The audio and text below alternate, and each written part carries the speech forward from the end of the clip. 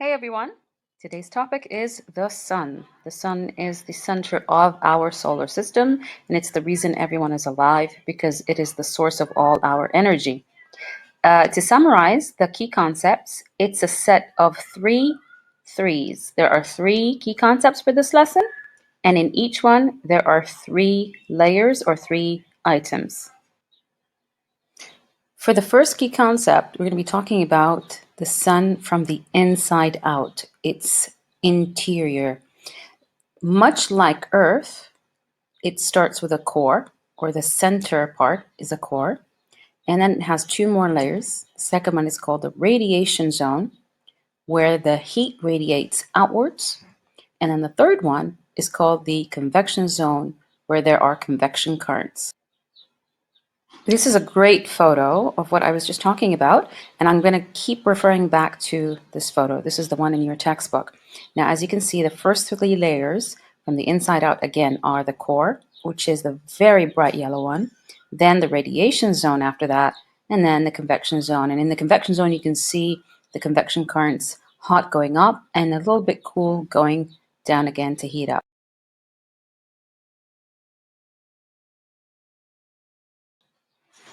Let's do a quick comparison. So as you can see, both Earth and the Sun have a core. Now in Earth, there's an inner and outer core, but in the Sun, there's only one core. Then number two in Earth was the mantle, and that had the convection currents. In the Sun's interior, we call it the radiation zone, where the heat from the core spreads outwards through this layer.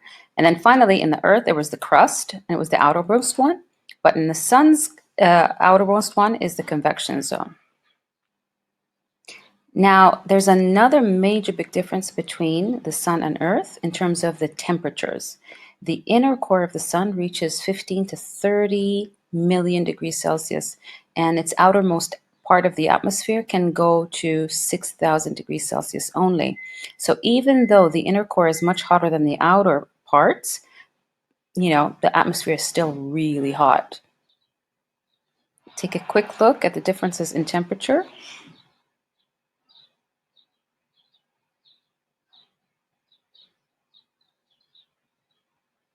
All right, let's dig into a little bit more detail. So the first layer we're going to be talking about is the core, the hottest one.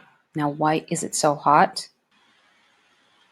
Okay, the reason why the core is so hot is because there's a process on the inside called nuclear fusion, which means the nucleus of atoms fuse together to create new atoms. In this case, hydrogen plus hydrogen create helium. If you look at the periodic table, hydrogen has an atomic number of 1 and helium has 2.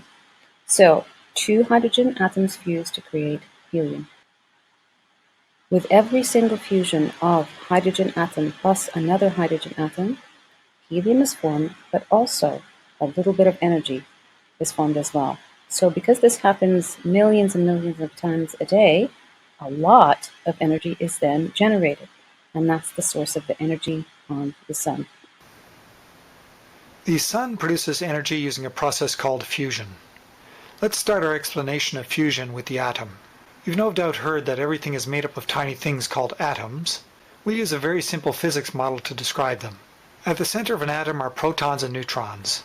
We call this center the nucleus of the atom. That's where the word nuclear comes from, since anything to do with nuclear deals with stuff in the nucleus of the atom. And to complete our model, circling around the nucleus are electrons. Different types of atoms have different numbers of these parts. This is one variation of a hydrogen atom, just a single proton and an electron. This is another variation of a hydrogen atom. It has a neutron added to the nucleus. This variation is called deuterium. And just to show you a more complex one, this is a carbon atom. So back to the sun and the process of fusion.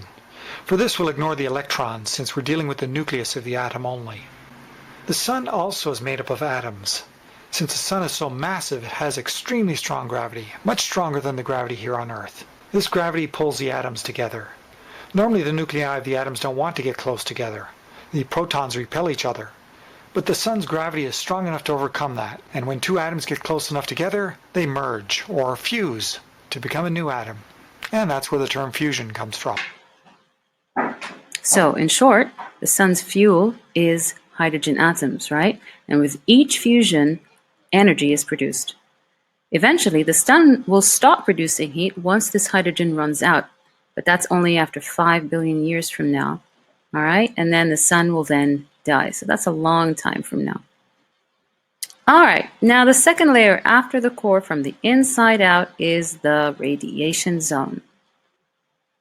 Back to the drawing, you can see that the radiation zone is the second layer after the core. It's a layer where all the heat escapes from the core outwards.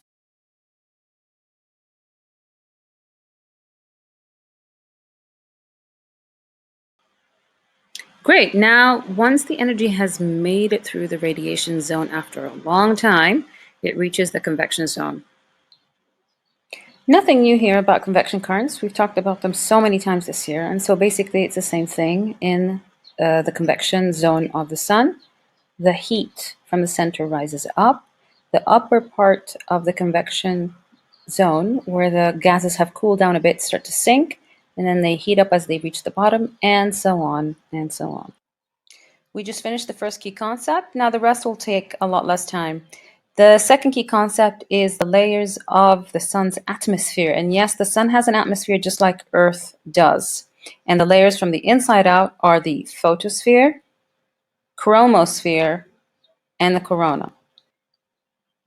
In this picture, you can see all three layers. Now, the photosphere, basically the word photo means light, so the sphere of light. When we look up at the sun in the sky, we see the sun that's very bright and it gives a lot of light, and that's the photosphere. That's the one that we always see. Now, the second one is the chromosphere, which is the layer of color. Now, you can't always see that unless there's a solar eclipse. Let's look at the next picture. Now, this is a great picture of a solar eclipse where the moon is hiding the sun, so it's actually hiding the photosphere, the sphere of light. And because it's hiding the photosphere, you can actually see the second layer of color, which is the chromosphere.